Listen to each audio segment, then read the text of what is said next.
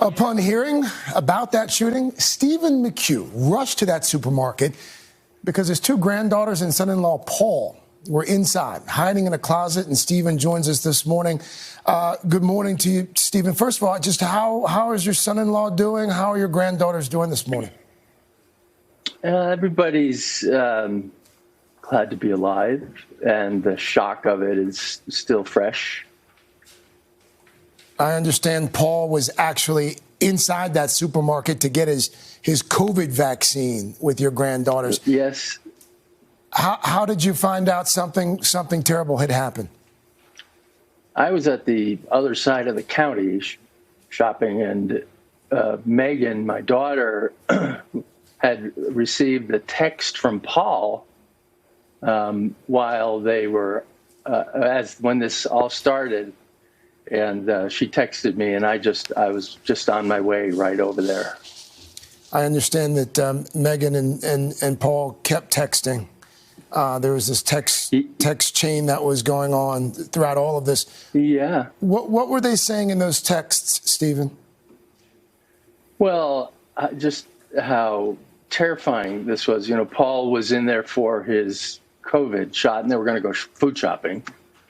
And he was the third person in line, he said, when the gunshot started, and the woman who was in the front of that line went down, was shot. And they ducked down and hid amongst like some items that are there. And then Paul very smartly took the two girls upstairs. There was stairs nearby, and there was a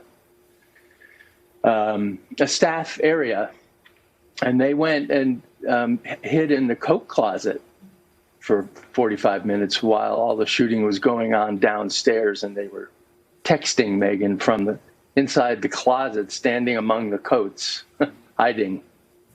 And your granddaughters are just 13 and 14 years old, right? 7th and 8th grade, yeah. And, you know, nobody should be subjected to anything like this ever, of course. And they were in the closet, and Paul's texting, "Don't call. We don't want any phones to ring, and bring more." You know, the action was down below where they were staying. And they had... other people came up the stairs, and every time that happened, they're not sure if that was a shooter coming up the stairs, and they're texting back and forth with Megan, who's, you know, literally in shock and trying to keep it together. And so when finally, you know, they talked about the girls had been nearby the pharmacy when Paul was in line. So they heard the shots, and they were on the phone with their other grandmother and heard 8 shots, she said. And then, you know, Paul talked about maybe 50 or 60 shots altogether during the hour or so that this went on before the SWAT team came up. And once we knew, you know, I couldn't get in. Once we knew the SWAT team was in there, and there were maybe 20 people, the others working in the store, they just hid until they felt safe, and then they were eventually let out through the back, through a circuitous route, so that they wouldn't have to go by any of the dead bodies. So.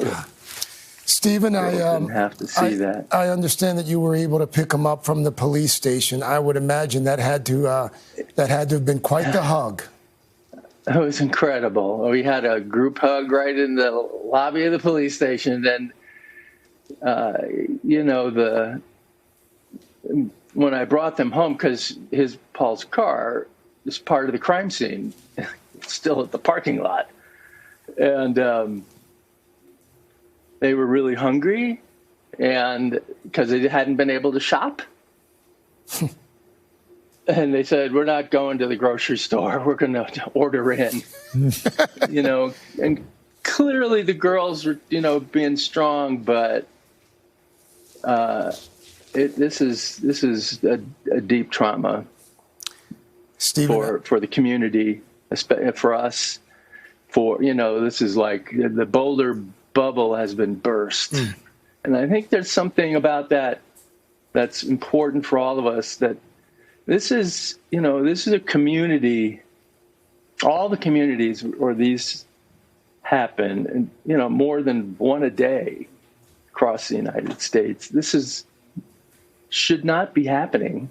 We know that, and I think that all it can't happen here. Yeah. Feeling it really keeps us as as communities to actually responding to this. And the focus is on the guns, but we need focus on mental health for the people who do these sorts of things. I mean, criminals aside and domestic terrorists aside, we're talking about people who are in mental struggle from the beginning. And it's like, well, so what? Who knew this guy? Yeah. And why didn't they say something to somebody? Yeah. Stephen, and the police are not equipped to be psychotherapists. So we have to do this very differently to get ahead of the game, finding the people who are the dangerous ones. Stephen, it's hopefully we'll learn a little bit more about a motive during that news conference a few hours from now. But again, we're so happy that your granddaughters are okay, that your son-in-law Paul was okay as well. Thank you. And you as well. Stephen, Thank you. Thank you so much for joining us. Thank you. Wow, can't even imagine. Cannot. Yeah. Cannot.